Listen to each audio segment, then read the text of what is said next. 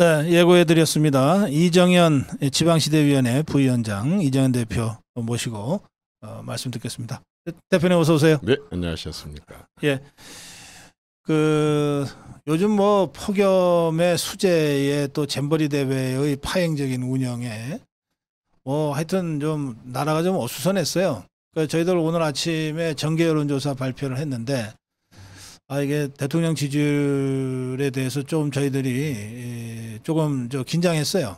했는데 역시 윤석열 대통령 지지율 40%대를 지켜냈습니다. 41%로.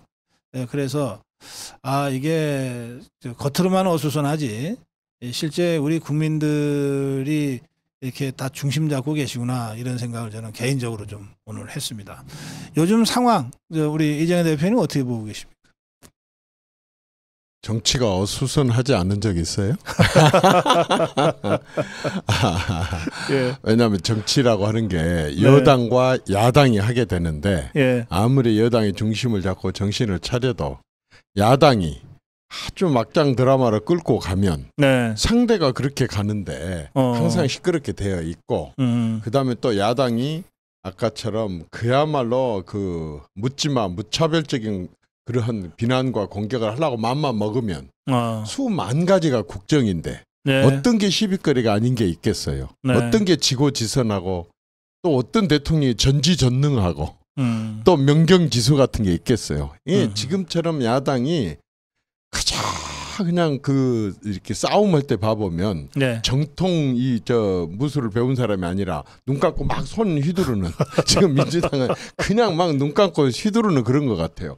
오염수 갖고 그 난리가 아니더니 아무런 결론 없이 얼마나 많은 말하자면 연안에서 고기잡이 하는 서민들 또 그 고기를 가지고 팔아서 생계를 유지하는 식당과 또 생선가게와 이 사람들한테 그런 많은 피해를 주고 그 생선 먹는 사람들한테 그런 공포감을 조성을 했는데 누가 쉽게 접근을 하겠습니까? 그렇게 만들어 놓고 아무 결론도 없이 아무렇지도 않다는 듯이 또 주제가 다른 데로 넘어가고 또 다른 거 터지면 또 그런 데로 넘어가고 그런 식으로 하고 있기 때문에 저는 그것을 시끄러운 소수들의 소음 정도로 받아들이고 이렇게 중심을 잡고 하고 있는 보수 정권, 보수 대통령, 보수 세력들이 침묵하고 있는 다수의 중도 사람들은 이런 것들을 정확하게 말은 안 하고 있어도 보고 있을 것이다.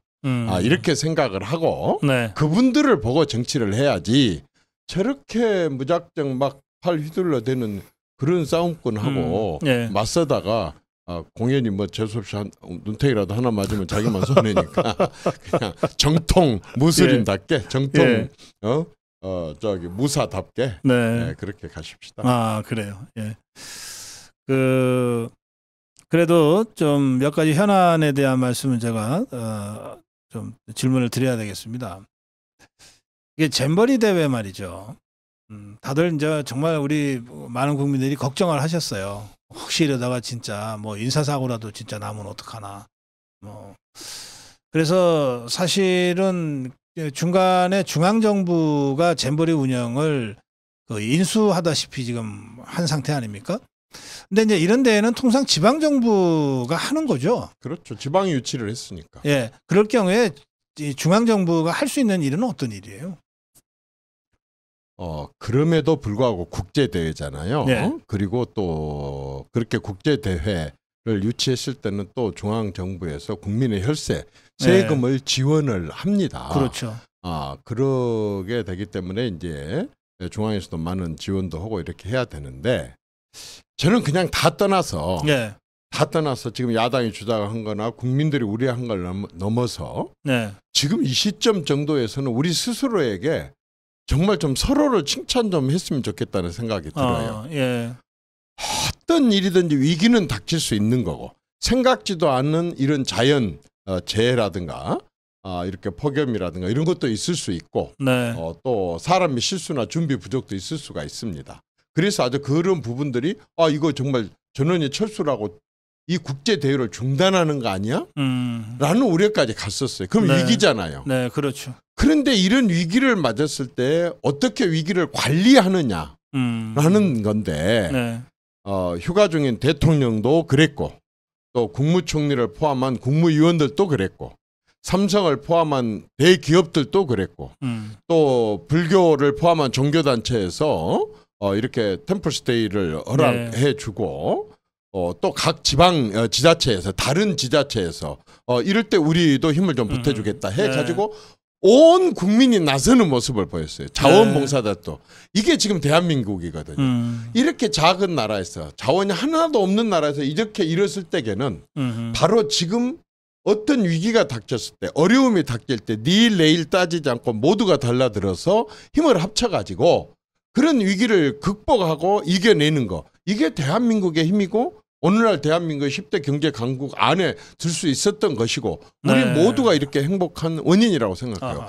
저는 어떤 느낌이 딱 드냐면 사실은 그 새마을운동 할 때 울려가는 것처럼 영차 이런 그런 느낌이 들어요. 지금 아주 그저께부터 지금 온 국민들이 영차 완전히 서로에게 힘을 주면서 이 위기를 극복하니까 이제 이게 오히려 아까처럼 외국에서 153개국에서 온 나라 그중에서도 세 나라는 일단 그 야영지에서 일단 뒤로 빠져서 철수까지 하고 다른 지역으로 옮겨갈 정도로 이런 위기에 처했었는데 그럼에도 불구하고 불과 하루 이틀 사이에 이렇게 또 이 상황을 반전을 시켜가지고 온 국민이 나서 이렇게 한 걸 보고 외국에서 온 사람들 4만 3천 명에 해당되는 이 153개국에서 온 이 미래 세대들 그리고 그 이끌고 온 지도자들이 저는 한국에 대해서 또 한 번 놀랬을 거예요. 처음에 와서 놀랬고 이런 나라가 이 정도밖에 준비를 안 했어라는 것에 놀랬다가 다시 또 그것을 이렇게 반전시키는 걸 보면서 야 진짜 선진국은 따로 없구나. 여기서 나는 많은 걸 배워가리라고 생각하고 우리 국민들 스스로 또한 이러한 위기 극복을 해내는 것에서 자신감을 갖지 않느냐 이런 생각이 좀 들었습니다. 그 태영 철수는 했지만 그 영국 4,500명, 미국 1,000여 명은 그 후속 프로그램과는 결합을 해요. 그렇게 해서 그 야영 장소를 옮긴 거지 잼버리 대회를 아예 그 포기하고 떠나버린 건 아니거든요. 하여튼 이후에 그 프로그램들이 더 말씀하신 대로 지금 반전의 계기가 돼서 새롭게 또 대한민국을 인식하는 그런 계기가 되기를 바랍니다. 그런데 두 가지는 그럼에도 불구하고 짚지 않을 수가 없는데 뭐 숫자로 보면 몇 명 아니지만 80명 이 전북 연맹 소속 900단이라고 하는 데가 태영 결정 발표를 하면서 뭐 막 소리를 지르고 막 이렇게 돼버렸어요. 이건 어떻게 보십니까? 좀 이상한 비유 같지만요.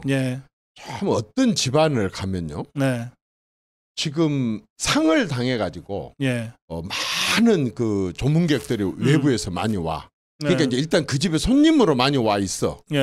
그런데 꼭 그 안에 봐보면 외부의 손님들 데려다 놓고 가족 형제 중에 조카놈 중에 아주 좀 못된 놈이 그 손님들이 있는 데서 그 집안 망신시키는 소리 지르고 뭐 깽판 치고 이런 사람들이 꼭 있거든요. 그거 있어요. 아름다워요? 그거 보기 좋아요? 그게 정상이라고 보세요? 일단은 상을 치러놓고 지그들끼리 해결할 문제가 있으면 그때 가서 해결하면 되는 거지. 어디 외국 손님들 모셔놓고 더더구나 청소년들을 데려다 놓고 그런 말 있어요. 특히 그 애기 손님이 더 무섭다는 걸 알잖아요. 이런 애기 손님들 모셔다 놓고 거기서 또 그 시위 중단 항의 소리 지르고 이런 막장 드라마를 거기서 또 펼친다는 게 어떻게 그런 습성이 그 정도로 며칠간 자제도 못하고 그렇게 나올 수 있어요. 더더구나 전라북도는 어디예요? 지금 잼버리가 시행되고 있는 지역이잖아요. 그러면 다른 예를 들어서 대한민국 국민 전체도 손님 맞이를 해야겠지만 전라북도는 더더구나 다른 사람들하고 일반 도민이 아니라 같은 잼버리의 구성원들이라고 한다면 정말 그렇게 하면 안 되는 거 아니에요? 정말 어떻게 배워도 습성이 그렇게 정말 그런 습성이 몸에 익어가지고 이렇게 국제대회 유치해갖고도 거기서 앞장서서 자기들이 먼저 도태형을 하는 이런 모습을 보입니까? 참 안타깝습니다. 알겠습니다. 제가 오늘 벌써 언론은요. 잼버리 대회는 일단 잘 마무리해야 된다는 데 대해서는 다 공감대가 있고요. 그런데 이후에는 어떻게 이 대한민국에서 1,000억 넘는 예산을 들여서 6년 가까이 준비를 했는데 어떻게 이런 나쁘끄러운 이 수준으로 대회가 시작됐냐에 대해서는 엄정하게 조사할 거 해야 된다. 이런 쪽으로 지금 방향이 가 있어요. 그래서 벌써부터 몇몇 언론에서 그 잼버리 관련된 예산이 그 황당하게 쓰인 사례들이 막 보도도 되고 그럽니다. 이 잼버리 대회 관련한 이 조사 또는 수사 문제는 어떻게 생각하십니까? 앞서도 얘기했고 많은 네. 국민들도 공감을 하고 있습니다. 네. 지금 153개 나라입니다. UN 198개 가입국 중에 153개 나라에서 네. 앞으로 그 나라의 미래를 책임지고 나가야 될 네. 미래 세대의 지도자들이 될 수 있는 사람들이 지금 한국에 와 있습니다. 이 사람들이 한국에 와 있는 동안에 별스럽게 그 나라 대사들도 있고 하기 때문에 한국의 언론들도 검증할 거고 한국 국민들이 또 자기들에 대한 기사나 이런 부분들을 어떻게 관심을 보이는지도 보고 있을 겁니다. 어쨌든 행사가 끝날 때까지는 할 얘기들이 있더라도 그런 거 얼마든지 자료는 조사해 놓을 수 있는 거니까 그래서 행사는 잘 마무리하고 행사는 잘 마무리하고 마무리한 뒤에는 지금 말씀하신 부분을 따져야 된다고 봅니다. 그런데 사실 잼버리 문제만 아니고 지금 뭐 부실 그 건축물 공사 아파트 부실 공사를 포함한 또 저런 묻지마 살인 그다음에 또 막 그 저 유아들 그 놔놓고 바로 뭐 좀 참 말하기도 끔찍한 그런 일들을 저지르거나 마약이나 별의별 일들이 계속 터지잖아요. 그러면 그 사건 하나를 추적을 해갖고 없애려고 하는 게 아니라 근본적으로 손을 좀 댔으면 좋겠어요. 근본적으로. 그게 지금 대통령께서 아주 잘 보셨는데 지금 그동안에 70여 년 동안 우리가 앞만 보고 달려오다 보니까 그 사이에 우리도 모르는 카르텔 이권 카르텔들이 형성돼 있어가지고 그저 국가 돈이라고 하면 먼저 본 놈이 임자다는 식으로 빼먹고 또 그런 거 빼먹어도 그냥 또 넘어가고 이런 식으로 쭉 이렇게 해왔었는데 이 국제 대회를 포함한 이렇게 그 대형 이런 그 행사나 이벤트나 이런 부분들에 있어서 그런 카르텔 이런 부분들을 근본적으로 좀 손을 대야 된다고 생각합니다. 무조건 유치부터 해놓고 우리 그 재정 준칙 중에 가장 허용되지 않는 나쁜 게 뭐냐면 예를 들어 이거 600억이 들어갑니다 라고 계획을 세갖고 와요. 근데 기재부에서 절대 해주지 않은 게 나중에 하다가 보니까 이제 딱 막상 따놓고는 아닙니다. 이렇게 하다 보니까 50억이 더 들어갑니다. 그러면 행사 못 치릅니다. 200억이 더 들어갑니다. 행사 못 치르니까 더 주십시오. 600억 안에 범위 내에서 한다고 해놓고 딱 따놓고 나서는 이렇게 협박을 하는 거예요. 그럼 앞에 600억 이것도 하나만 안 합니다. 뭐 우리 대회 취소합니다. 이런 식으로 이제 정부를 협박을 해가지고 이제 몇백억씩 뜯어가잖아요. 사실 이번 행사도 이랬잖아요. 맞아요. 고성했을 때는 100억도 안 들었어요. 78억인가 뭐 98억 들여서 했던 행사를 처음에 이렇게 안 땄잖아요. 뭐 700억인가 뭐 600억인가 이렇게 300억인가 이렇게 땄다가 이게 늘고 해가지고 그렇습니다. 지금 1000억이 넘었단 말이에요. 300 몇 억이 땄다 그럽니다. 그러다가 700 몇 억이 됐다가 지금 1000억이 됐다. 이런 건요. 그냥 이번 사건으로 이렇게 끝내려고 하지 말고 이런 것들이 허용되는 이런 생태계 환경, 이런 카르텔 이런 부분들을 제도적으로 끊을 수 있는 것을 이번에 마련을 해야 돼요. 그러려면 어떻게 해야 되냐. 이번 일 하나만이라도 전 과정이 철저하게 조사가 돼요. 과정 단계 어떤 사람이 어떻게 개입됐고 어느 정부 부처가 어떻게 물르게 했고 어떤 권력이 관여돼가지고 이렇게 어이없는 일들이 일어났는지를 그렇잖아요. 모두가 다 예산 딱 세울 때는 그렇게 해놓고 예산 투입해놓고 이제부터 어떨 거냐 배째라. 그러니까 그렇게 안 하려면 돈 더 내놔라. 이러면 어떻게 계획적인 국정 운영을 해나갈 수 있어요. 예산에 대해서 재정 준칙이 무슨 필요가 있고 국가 예산 심의를 뭐 하려고 해요. 힘 있고 권력 가지고 있고 악 다 쓰고 선명 잘하고 무슨 프랜카드 많이 건디다가 무조건 되고 돈 갖다가 뗐으면 더 주고 하는 이런 형태로 해갖고 국가 운영에 이게 정상적인 국가예요? 이런 비정상을 바로 잡자는 게 지금 이 새 정부 들어와서 해왔었던 일이고 오죽했으면 내년 선거 지더라도 이렇게 국가 재정이 형편없이 돌아가는 건 난 용납 못하겠다. 나는 국가 재정에 관해서는 제대로 원칙을 지키면서 긴축 재정을 해갖고라도 미래 세대들한테 이런 나라 이렇게 비투성이 나라 안 물려주겠다라는 게 대통령 의지 아닙니까? 이게 틀렸습니까? 이게 잘못된 겁니까? 국민 입장에서 미래 세대들한테 이 지금 윤 대통령 생각이 잘못된 거냐고. 그러면 이때 진짜 세게 밀어줘야 돼요. 이걸 바로 잡을 수 있게 그냥 마치 어느 분야에 가고 윤석열이가 우리 분야 포기했대. 윤석열이가 우리 분야는 중시 여기지 않은데 이런 큰 의미를 갖고 미래 세대한테 빚을 물려주지 않기 위해서 이렇게 긴축 재정을 하는데 밑에서는 완전히 뭐 윤석열 나쁜 사람 만들라고 이렇게 하느니 이렇게 돈이 함부로 쓰여져 있는 구체적인 사례, 잘못된 관행 이런 부분들을 확실히 드러내고 이렇게 일이 터졌을 때 제대로 바로 잡아야 된다고 봐요. 예. 우리 이정현 대표님은 뭐 당대표도 하셨고 국회의원 3선 하셨고 또 예결위에서 계속 국회 활동하실 때 하셨잖아요. 7번을 했습니다. 예, 예결위를 해서 그 국가 예산을 계속 다뤘어요. 또 그런가 하면은 우리 자유파 진영 입장에서는 이제 호남 지역구 국회의원이 거의 없었던 상황이니까 그 호남 지역에서 보통 여야가 예산을 따내려고 그러면은 야당만 갖고도 안 되고 여당만 일방적으로 해도 안 되고 여야가 어쨌든 한두 명씩은 서로 이렇게 품앗이처럼 끼어 있어야 되는데 그러니까 더불어민주당에 소속돼 있는 호남 지역의 단체장들이 예산을 따낼 때 어떻게든 당은 다르지만 이정현 의원 내 도움을 받아야 됐고 이제 그런 식으로 의정 활동을 해 오셨어요. 그리고 지금은 지방시대위원회 부위원장으로 지금 전국을 누비고 다니시잖아요. 그러니까 그래서 가장 현장감 있는 말씀을 해주실 수 있을 거라고 저는 생각하는데 지금 대통령부터 또 여러 부처 장관들이 화두로 삼고 있는 이 이권 카르텔 말이에요. 이게 우리 사회에 도대체 어느 정도나 이게 만연돼 있습니까? 지금 만연이라는 표현을 하셨잖아요. 네. 그냥 온 몸에 다 퍼져 있어요.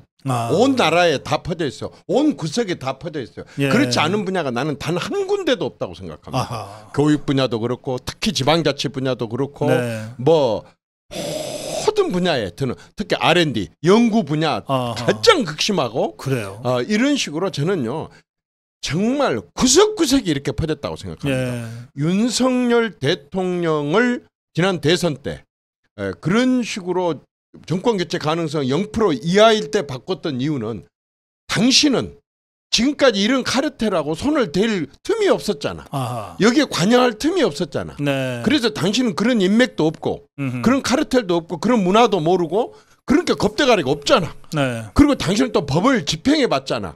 당신이 한번 바꿔줘봐. 이 나라 이런 카르텔 이런 잘못된 비정상 여기다 당신이 칼질을 좀 한번 해봐. 아하, 당신 제일 잘하는 게 창질이잖아. 네. 이런 그 악에 대해서 이런 카르텔에 대해서 이런 비정상에 대해서 이런 시스템이 붕괴되고 있는 것들에 대해서 제발 당신이 한번 손을 대봐라고 국민들이 정말 절망 상황 속에서 이분한테는 저는 맡겼다고 봅니다. 윤석열 대통령의 공약이 100만 원을 진다.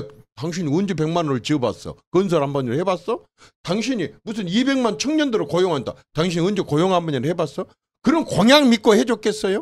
그게 다 모르겠다. 법을 아는 당신이 이런 비정상들 그냥 모든 정권을 막론하고 어쩔 수 없이 카르텔에 연결이 돼가지고 쭉 해왔던 이런 비정상에 고리를 한번 끊어봐. 라는 게 윤 대통령한테 주어진 거고 윤 대통령이 이걸 지난 1년 동안 지지율에 신경 쓰지 않고 이걸 깨달은 것 같아요. 이걸 어느 정도 들여다 본 것 같아요. 아하. 그래서 지금 통일부도 장관 차관 다 바꾸고 10명 넘는 그런 고위직들을 다 대기시키면서 왜 도대체 통일부라는 데가 북한에 돈 대주는 부로 이렇게 돼 있느냐. 이건 완전히 이거 제대로 그동안 해왔었던 사람들을 앉혀놔갖고는 안 되겠다고 확 두드러 고친 거 아니겠습니까? 지금 교육 분야에 있어서도 완전히 지금 손을 대고 있거든요. 곳곳에다 이렇게 손을 대고 있는 것들이 바로 그러한 비정상을 정상화시키라고 하는 국민들의 열망. 이분이 나는 제대로 이 부분에 대해서만 인식을 하고 있고 이걸 바로 잡으려고 하는 의지를 갖고 있는 만큼 예.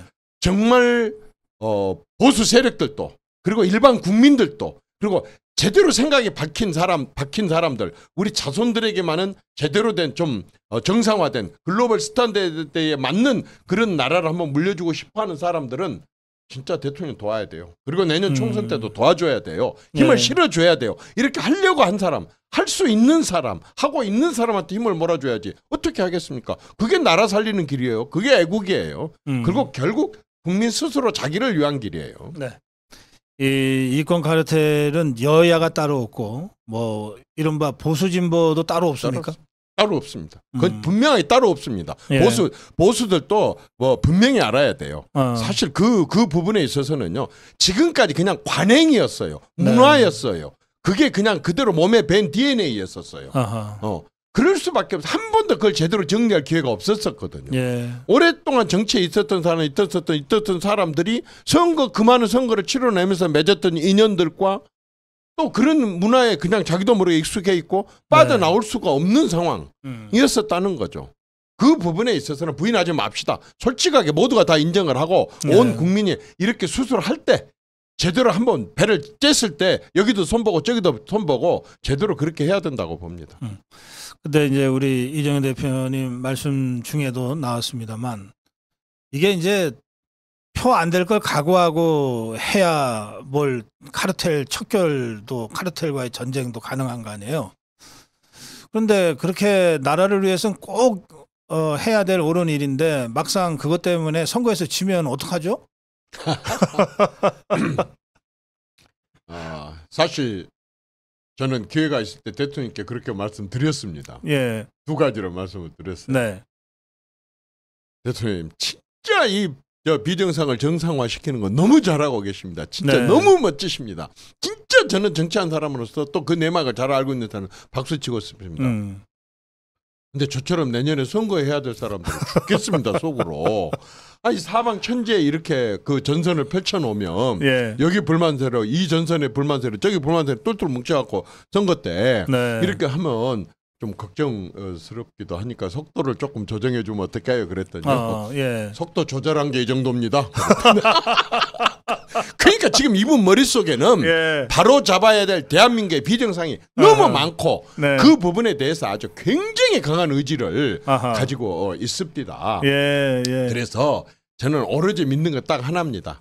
침묵하고 있는 다수. 이런 상황 속에서 대한민국의 여당하고 야당밖에 없는 것처럼 저렇게 그냥 와서 막말로 정치하고 있는 사람밖에 없고 그게 보도되니까 그게 대한민국 국민의 다 생각인 것처럼 자기들은 생각하고 있지만요. 말 않고 있는 침묵하고 있는 아주 다수 세력이 있거든요. 그 사람들은 옳고 그름을 보고 있고 어떤 게 비정상인지 어떤 게 정상인지 어떤 게 지금 정치인들이나 국가 지도자들이 해야 될 일인지 아닌지를 너무 정확하게 보고 있어요. 저는 그 사람들은 조용하게 지금 조용하게 있는 것처럼 투표소 안에 들어가서도 조용하게 어디다 힘을 실어줘야 될지 똑바로 저는 알고 있다고 봅니다.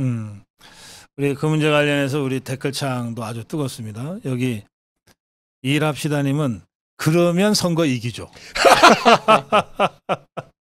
예, 그러면 선거 이기죠. 성민님은 그건 국민들의 몫이다. 예. 유님이 폭염이 가시는 시원한 말씀 힘을 모읍시다. 김재영님 진심을 알아주겠죠. 현명한 국민들이. 그러니까 국민 믿고 그렇습니다. 뚜벅뚜벅 나가자. 지금까지 윤 대통령이 그거 했지 뭐 자기가 무슨 선거 기술이 있습니까? 아니면 무슨 속이는 그런 공약을 뭐 만들어 갖고 했습니까? 아니면 뭐 사람들 그냥 뒤로 넘어지는 깜짝 놀래 뭐 연설을 잘했습니까? 다 지금 저거거든요. 나라 한번 바로 잡아보겠다. 이 정상을 정상화 시켜보겠다. 저 문재인이가 망가뜨리는 시스템을 내가 한번 복원을 해보겠다. 딱 이거 하나였지 않습니까? 그것 보고 찍었지 무슨 공약 보고 찍었겠습니까? 말 보고 찍겠습니까? 아니면은 뭐 정치인으로서 뭐 태도가 노련해서 그거 멋져서 찍었겠습니까? 네. 근데 이 그 부패 카르텔과의 전쟁 이건 사실 대통령이 총지휘를 하지만 사실 각부 장관들이 이 각 분야에서 이 부패 이권 카르텔과의 전쟁을 해야 되는데 지금 그 원희룡 장관이 제일 그 치열하게 싸우고 있는 것 같아요. 특히 그 최근 그 철근 빼먹기 무량판 공판으로 이게 그 입주한 분들도 이미 계시고 입주 예정자들도 그 따지면 수십만 명이 될 수도 있고 수백만 명이 될 수도 있어요. 그러니까 이분들 얼마나 불안이 많겠습니까? 근데 이 문제도 결국은 따지고 들어가 보면 건설 분야의 이권 카르텔의 그렇습니다. 담합이란 말이에요. 그렇습니다. 예.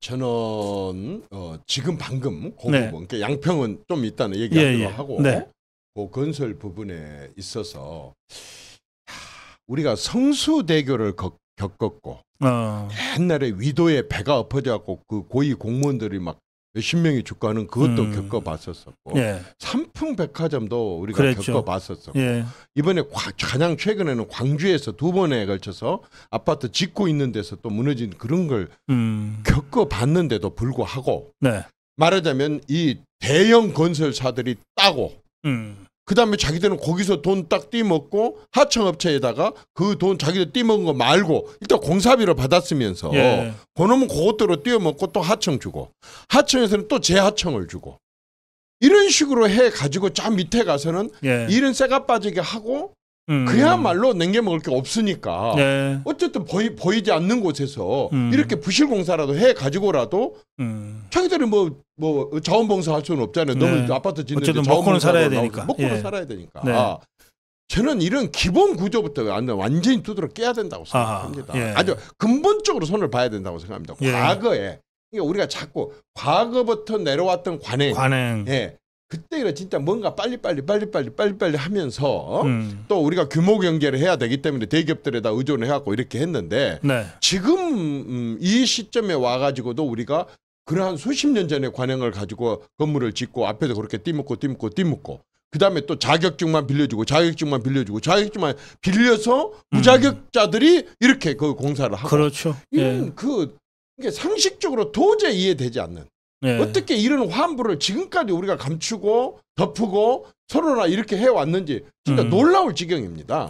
이런 부분들에 대해서 이제는 손을 볼 때가 됐지 않습니까? 과거에 우리가 IMF 전에 대기업들이 뭐 부채가 1200%, 1300% 이래갖고 우리가 IMF 맞았잖아요. 그랬죠. 근데 IMF 딱 겪고 나서 이거 손을 댔어요. 아주 국제 스탠드, 글로벌 스탠다드에 맞지 않으면 그냥 대기업이 뭐 다 죽이겠다, 날리겠다 하고 하면서 일단 한번 살려놔 보니까 오히려 더 커요. 그렇게 건강하게 만들어 놓으니까 그 대기업을 건강하게 만들어 놓으니까요. 훨씬 더 국제사회에서 신뢰를 받고 더 크게 회사가 커지고 도약을 하더라고요. 지금은 뭐 대개 부채 비율 150%. 그러니까요. 1300에서 150%. 엄청 건강한 기업들이 엄청 건강해졌죠. 그러니까 세계 곳곳을 누비는 거예요. 경쟁력이 생기는 거죠. 신뢰는 거죠. 신뢰. 저는 바로 이런 부분들도 이제는 과감하게 바로 잡아야 되고 우리 원희룡 장관이 참 저 양반이 뭐 그렇게 국토부하고 특별하게 관련 있는 분도 아닌데 그랬죠. 정무 감각을 갖고 아주 잘하고 있는 것 같아요. 저는 사실 양평 문제 조금 걱정했어요. 왜냐하면 일반 상식이니까. 양평 말씀 계속 하시죠. 좀 걱정했어요. 그런데 지금 이 문제를 야당이 뭐 하나 잡았다 하고 지금 엄청 공격을 하고 뭐 또 그 사그라졌다 다시 살아나고 불씨를 살리고 막 발버둥을 치거든요.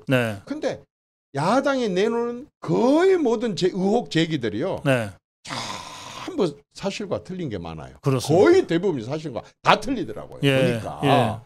그래서 어떻게 정말 그 국토부의 공직자들도 그렇고 또 국토부 장관도 그렇고 이 문제를 이렇게 정상적으로 처리를 해왔을까 그런 싶은 게 있어요. 그런데 여러분들 이제 이 말하자면은 신문에 나왔고 야당이 주장하고 또 이것에 대해서 반박하고 이것만 보니까 자꾸 저처럼 겁도 먹고 문제도 생기고 이러는 거예요. 지금 이 문제는요. 아주 몇 가지만 딱 알면 아주 간단한 거예요. 첫째는 자 노선이 원안에서 또 수정안으로 변경됐다.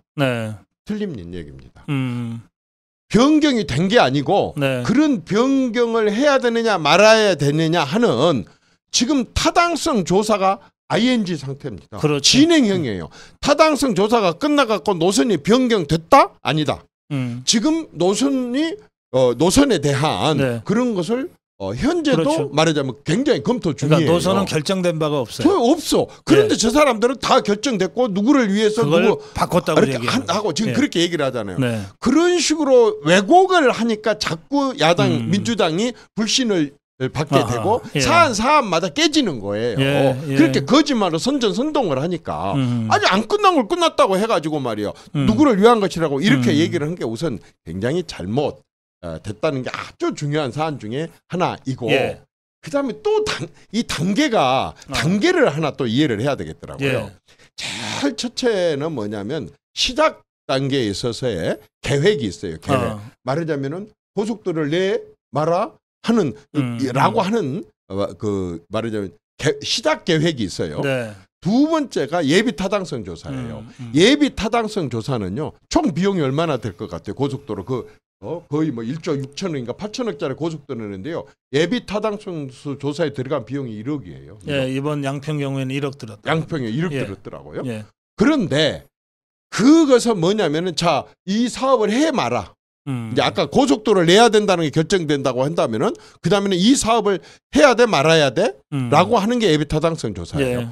그리고 예비 타당성 조사가 끝나고 나면 그 다음에 하는 게 뭐냐? 타당성 조사를 해요. 본 타당성 조사를 한다는 아까 예비 타당성 조사는 1억인데 이건 얼마 들어가냐? 20억이에요. 비용 이번 양평 경우에 20억이에요. 20배를 투자를 해서 그럼 뭘 하느냐? 자, 환경 평가를 해요. 철새 도래지에 얼마나 더 이게 돼 있었지? 또 자연 생태계에 얼마나 연관되어 있지라고 하는 이런 이제 환경 영향 평가를 해요. 그다음에 또 그 기술 평가를 해야 돼요. 터널을 몇 개를 뚫어야 되고 어디 무엇을 어떻게 해야 되고 하는. 그다음에 당연히 편익 또 조사를 해야 되겠죠. 어떻게 하는 게 아까처럼 비용도 어떻게 되는 것이지? 그다음에 이거 고속도로 효과가 어디로 내는 게 효과가 더 많이 나와? 라고 하는 건데 수정안이 한 6,000대 정도의 정체를 하루에 6,000대가 더 많이 다니게 되더라고요. 그렇습니다. 그러면 1년이면 어마어마한 숫자잖아요. 굉장한 정체 해소에 두물머리 그쪽에 정체 해소에 도움이 된다는 거죠. 그러면 일단은 고속도로를 그냥 폼으로 내는 게 아니라 바로 그런 점 때문에 낸다고 한다면 바로 이러한 게 그런 타당성 조사를 환경, 기술, 비용, 그다음에 주민들의 여론 이런 것들을 다 조사를 해갖고 어떤 게 더 적정하지 어디로 내는 게 더 적정하지라고 하는 그 조사를 해요. 그렇습니다. 근데 이 조사는 그냥 하는 게 아니에요. 전문가들한테 제일 첫 번째 이건 누가 하냐 그러면 어디 따로 한 게 아니고 조달청. 조달청에서 계약을 맺어요. 그렇습니다. 완전 이렇게 부서가 다 따로 있기 때문에 누구를 소개하고 할 수가 없어. 조달청이 용역을 주거든요. 조달청에서 용역을 주면 그 용역을 맡은 회사들이 아까처럼 처음에 했었던 예비 타당성 조사에 대한 조사도 하고 그다음에 전문가 의견도 듣고 그다음에 관계자들 회의도 하고 이런 과정을 전부 다 거친다는 거죠. 근데 요것으로 끝난 게 아니라 그 다음에 이제 실시 영역하고 준비 영역이라는 걸 하잖아요. 이 과정을 거쳤을 때 이제 아까처럼 예를 들어 비용의 차이가 있다고 한다면 그 단계에서 기재부하고 상의를 해야 돼요. 근데 아직 그 단계에 넘어가지도 않았기 때문에 기재부하고 상의할 일도 아닌데 왜 기재부하고 상의 안 했느냐? 그 다음에 경기도하고는 1차 협의 때는 경기도하고 이게 경기도가 있고 지방 또 도가 있잖아요. 경기도의 도로하고는 관련이 없어요. 1차 회의는 안 들어갔어요. 근데 2차 이제 또 회담할 때쯤에는 회의할 때에는 그게 들어가요. 그 경기도에 관련된 국지도 88호선이 들어가요. 그렇게 되면은 그때 2차 때는 또 당연히 경기도를 참여시켜요. 근데 왜 경기도는 배제했냐? 이런 식으로 말도 안 되는 사실과 다른 주장들을 해가지고 시간을 끌고 이렇게 해요. 그러니까 원희룡 뭐냐 있는 자료 있는 대로 다 공개를 했어. 자료를 다 공개를 하고 그다음에 뭐냐 상임위에서 24시간 며칠 가지고 토론하자. 상임위에서 그럼 뭐 이만한 아까 방금 그런 허점들이 있으면 거기서 문제 제기를 할 거 아니에요. 기자들 다 보고 국민들이 생중계되는 앞에서 얼마나 자신 있으면 24시간 며칠이고 하자.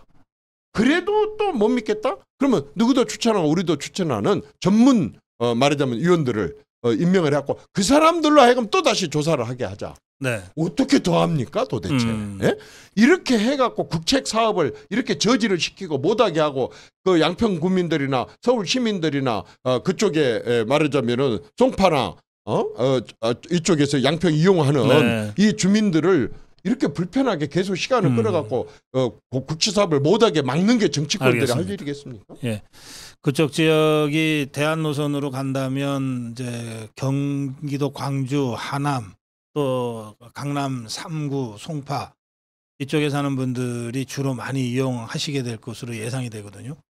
자, 그런데 지금 더불어민주당에서는 국정조사하자고 들고 나왔단 말이에요. 그럼 지금 말씀하신 대로라면 그 국정조사를 해서라도 밝히면 되지 않나요? 그건 어떻게 보세요? 방금 말씀하셨잖아요. 네. 아니 뻔해요. 아니 자 누구를 부자 되게 만들고 누구 땅값 올려주게 했다고 한다면 그렇죠. 그럼 거기 땅값 안 올리게 이거 공사 안 해버리면 땅값 안 올라갈 거 아니야. 그렇죠. 예. 그렇게 한다기도 또 못하게 하고. 그래서 이렇게 조사하자기도 못하게 하고. 아주 그냥 불을 보듯 뻔하게 삼척 동자도 3살짜리도 딱 보면 아 이거 내년 총선 이용하려고 아주 발버둥을 치는구만. 그 국정조사라는 게 시간 질질 끌어가지고 계속 문제를 해가지고 공사는 공사대로 못하게 하고 또 이제 내년에 선거 이제 공세거리로 이렇게 삼고 지금 그 연장하려고 하는 거 아니에요. 국회의원 해보니까 우리는 그래도 안 했어요. 우리 당 사람들은 정말 그 뭐라 그럴까 너무 착하고 순진해. 철판을 까는지를 못 해가지고 근데 저 사람들은 한 3cm 두께, 5cm 두께 정도를 갖다가 철판을 깔아갖고 있는지 어쩐지는 모르지만 그렇게 뻔뻔한 일을 아무렇지도 않게 해요. 아무렇지도 않게. 그야말로 정쟁의 장으로. 아니 그냥 뻔히 보이는데 아까 그걸 해결할 수 있는 방법이 있고 그걸 빨리 해결하고 공사가 제대로 착수돼갖고 하루라도 빨리 완성이 된다고 한다면 정체가 해소돼서 모든 정치인들이 돌봐야 될 국민의 편익이 보이는데도 불구하고 그걸 못하게 하잖아요. 자기들은 하잔다고 다 합니까? 그럼 거꾸로 너희들 서약서 하나 써라. 만약에 우리가 다수당이 됐을 때 너희들 관련된 그런 것들에 대해서 우리가 모든 것을 탄핵을 하겠고 모든 걸 거부를 하겠고 모든 걸 밀어붙이겠고 모든 걸 국정조사를 하겠고 이렇게 할 때 그때 다른 말 하기 없이 아니 뭐 하자는 거냐고요. 아니 자기들이 영원히 무슨 자기들 천년 만년 동안 자기들이 다수당이에요? 왜 그런 짓거리들을 해요?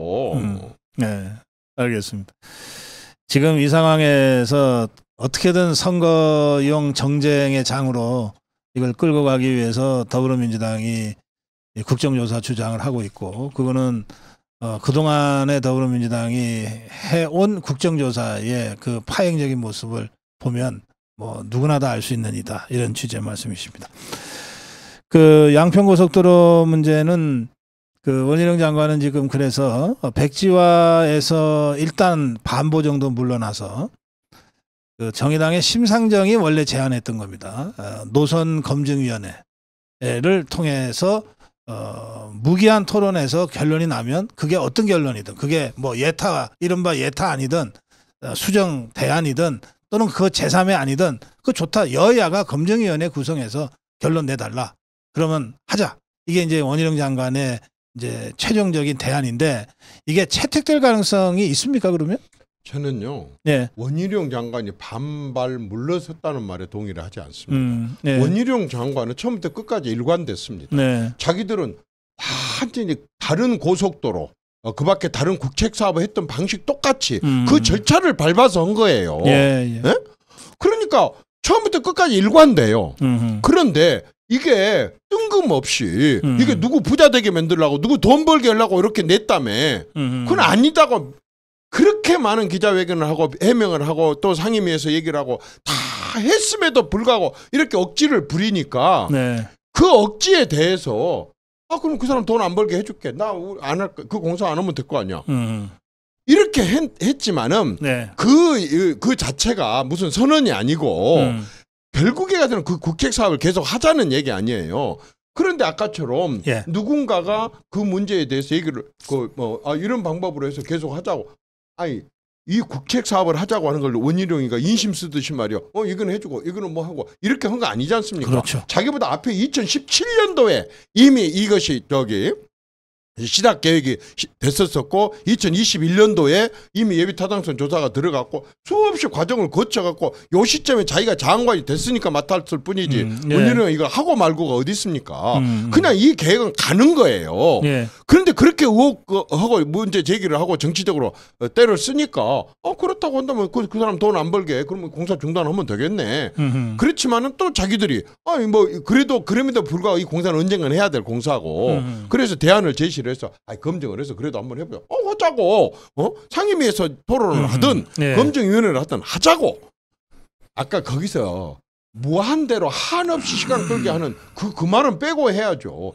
검증을 하는 것이지 무한대란 말 앞에다 왜 붙입니까? 그럼 뭐 하려고 전문가들한테 맡겨 처음부터 정치인들이 하지. 이 양평고속도로 문제 좀 짚어봤고요. 조금 전에 그 무량판 공사 얘기도 좀 짚어봤는데 저는 최근에 그 원희룡 장관 행보 중에 어제 그 파주 입주민들과의 대담에서 나온 얘기가 굉장히 의미 있다고 생각해요. 뭐라 그랬냐면 원희룡 장관이 사과를 했어요. 사과를 했는데 그 무량판 공사에 철근 빠뜨린 거가 이제 다 전수조사 통해서 드러났잖아요. 그러니까 이제 파주 쪽에 사업단장이라는 사람이 이게 큰일 났거든. 그러니까 보강 공사를 빨리 해라. 해갖고 가림막을 했는데 가림막에다가는 뭐 도색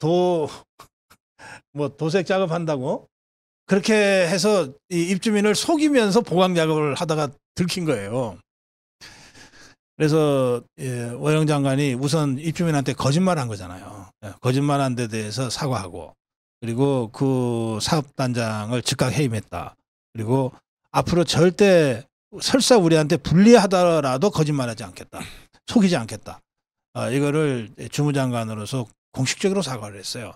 저는 이 대목이 우리 자유파의 그 정직성과 품격 윤석열 정부의 도덕성을 그대로 잘 보여주는 아주 의미 있는 장면이다. 그런 생각을 제가 했습니다. 전적으로 공감합니다. 전적으로 공감합니다. 진짜 문재인 정권 때는 도저히 볼 수도 구경도 상상도 할 수 없는 장면이고 이제 아까 보수 우파의 양심적인 사람들이 보일 수 있는 그런 모습이었고 그건 또 저는 당연하게 그렇게 해야 되고 다른 부처 장관들도 마찬가지라고 생각합니다. 뭐 여러 사람이 하다 보니까 별의별 일이 다 있을 수가 있어요. 아무리 관리 감독을 하더라도. 그러나 그런 부분들이 밝혀지거나 드러났을 때 머뭇거림 없이 당연히 국민한테 사과해야 될 일 아닙니까? 거기서 무슨 다른 변명과 또 보탬의 말이 필요하겠습니까? 깨끗이 사과하고 그다음에 아까처럼 그렇게 한 사람들에 대한 인사조치하고 그리고 다시는 이런 일이 재발되지 않도록 하는 것 국민들이 바라는 거 그거 아니겠어요? 잘했다고 봅니다. 이제 시간이 한 10분 정도 남았는데 그 야당 쪽 얘기도 한 말씀을 드려야 되겠어요. 지금 더불어민주당 이재명 대표와 김은경 혁신위원장 이 체제인데 또 박광원 원내대표 제가 보니까 박광원이는 완전히 뭐 그 퍼질러 놓은 거 청소하러 다니느라고 정신이 없는 것 같고 자꾸 사고 치고 다니는 게 김은경이고 이재명이 같은데 지금 저 더불어민주당이 그런데도 여전히 뭐 한 30% 후반의 당 지지율 그리고 당장 내일 선거하면은 더불어민주당 찍겠다는 사람들이 조금이라도 더 많이 또 조사가 나오고 있어요. 그래서 버티는 것 같긴 한데요.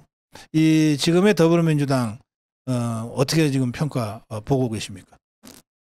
김은경 씨 직책이 뭐예요? 당직이? 혁신위원장입니다. 혁신이라는 게 고 박사님은 뭐라고 생각하세요? 저는요. 그냥 혁신, 정치권에서 쓰는 말. 그러니까 저기 기업에서나 행정에서 얘기하는 혁신하고 다르게 정치권에서 혁신위원회다. 혁신을 하겠다라고 하는 말은 딱 한마디로 간단하게 얘기하면 기득권을 포기하겠다는 거. 기득권을 포기하겠다. 지금 모든 게 새로워지고 있고 또 현대화되고 있고 이렇게 하고 있다고 한다 그런다면은 그 과거 것 또 거머쥐고 있는 것 누구한테 쏠려 있는 거 이런 것들은 잘못된 거잖아요. 그래서 기득권을 포기하는 것이 저는 혁신이라고 봅니다. 그리고 혁신위원회는 지금 자기 당에 기득권을 얼마만큼 많이 내려놓게 과감하게 밀어붙여서 내려놓게 하는 안을 제시를 하고 실질적으로 그렇게 시행을 하게 하는 것, 그게 혁신위원회라고 생각합니다. 예. 근데 지금 민주당의 혁신위원회는 그냥 제가 봤을 때는 이재명 기득권 수호위원회 같아요. 예. 이재명의 기득권을 내려놓게 하고 네. 민주당의 기득권을 내려놓게 해가지고 뭔가 민주당이 현대화되고 민주당이 새롭게 변해서 국민들의 요구에 부응하는 당으로 다시 거듭나게 하는 그런 것을 만들어내는 위원회가 아니라 네.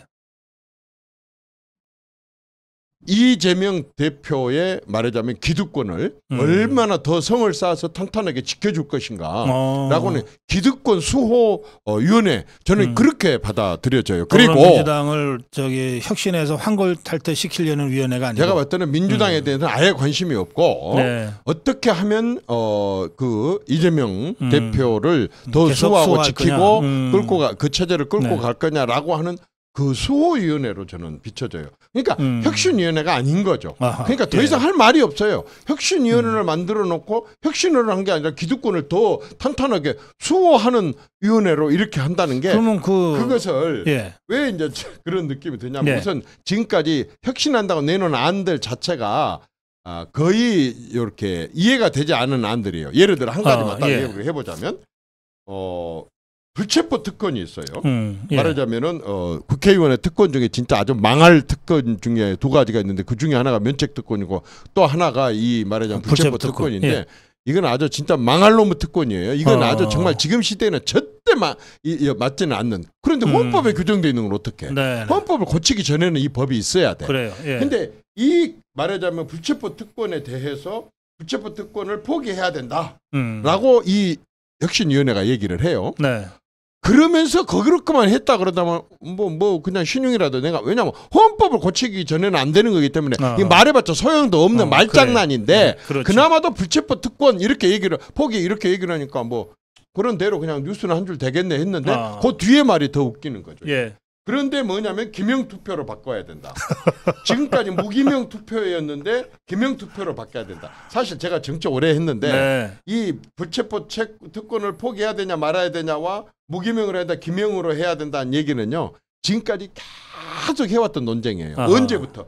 사실은 이 무기명, 인사의 관항을 무기명으로 하는 건 70년 됐어요. 네. 52년도부터 지금까지 변함없이 해온 거예요. 근데 예. 이걸 정치권들이 계속 기명으로 해야 한다, 무기명으로 한다 이렇게 싸움이 있지만 결국 무기명으로 계속 해왔었어요. 네. 그런데 이걸 바꾸자고 하면서 그 혁신위원회에서 뜬금없이 그걸 기명으로 바꾸자는 거예요. 근데 지금 이런 얘기, 불체포 이런 얘기가 지금 나올 쟁점이 아니거든요. 딱 하나 쟁점이 있다면 이재명이가 곧 있으면 뭐 체포영장 들어올 것 같은데 언론들이 많이 예측을 하잖아요. 그렇습니다. 이재명 대표의 체포영장이 들어오게 되는데 어떻게 하냐면은 당장에 받겠다고 얘기를 네. 해라. 불체포 특권을 포기해라. 헌법에 있는 포기를 어떻게 합니까? 근데 포기해라. 라고 말을 해주면서 뭐냐면 그 대신 민주당 이탈표가 없었도록 전부 나 분명히 나는 반대했습니다. 절대 반대했습니다. 라고 하는 것을 공개투표를 해라. 공개투표를 해라 이거죠. 공개투표. 이 지구상에서 공개투표하는 나라가 딱 하나 있기는 있는데 네. 공개투표를 하라는 겁니다. 네. 이게 혁신입니다. 이게 기득권 지키는 게 아니고 뭡니까? 이거 누구 사람 지키는 게 아니고 뭡니까? 혁신위를 만들어갖고 사람 지키는 걸로 합니까? 그리고 뭐 요즘에 뭐 어떤 기사 나온 거 보니까 뭐 집안 그 집안에서 뭐 이런저런 집안 네. 얘기니까 얘기하고 싶지는 않습니다만은 네. 어쩌면 그렇게 이재명이라는 분하고 이분하고 골라도 그 많은 사람 중에 그 많은 많고 세고 많고 많은 사람 중에 어떻게 이렇게 똑같은 사람을 고를 수 있을까 놀라울 정도입니다. 예, 이재명스럽다고 그럽니다. 그래서 예. 자, 마지막 시간이 다 돼서요. 그런데 지금 우리 맡고 계신 일이 지방시대위원회 부위원장이시잖아요. 지방시대위원회 관련해서 한 말씀만 좀 해주시면 좋겠습니다. 그 윤석열 대통령이 역대 모든 대통령들이 지역 균형 발전을 얘기를 해왔는데 네. 그 방식하고 180도 다른 방식을 시도를 하고 그래요? 있습니다. 예. 그러니까 역대 모든 대통령들이 지역을 균형 발전시키자. 어떻게? 중앙 정부가 주도를 해갖고 지방을 변화시킨다는 거예요. 네. 근데 중앙 부처에 있는 공무원 몇 명으로 226개 되는 전국의 시, 군, 구에 특성을 알지를 몰라요. 예. 신안의 특성을 누가 그렇게 잘 알고 완도의 특성을 누가 그렇게 잘 알고 저기 안동 특성을 누가 잘 알고 그렇게 하겠습니까? 보은 특성을 누가 잘 알겠습니까? 네. 그걸 제일 잘하는 사람들은 그 지역의 군수들이고 공무원들이고 지역민들이고 시도지사들이거든요. 네. 그런데 그걸 지금까지는 전부 중앙 주도로 해왔어요. 알지도 못하면서 거기 20억 줄게, 여기 30억 줄게, 그 돈 줄 수 없어. 전부 이런 식으로 재단을 해왔어요. 그런데 윤석열 대통령이 이걸 지방시대위원회로 바꾸면서 특별법으로 아주 완전히 법을 바꾸고 기구도 바꾸고 권한도 바꾸면서 어떻게 해버렸느냐. 지방 주도로 해라.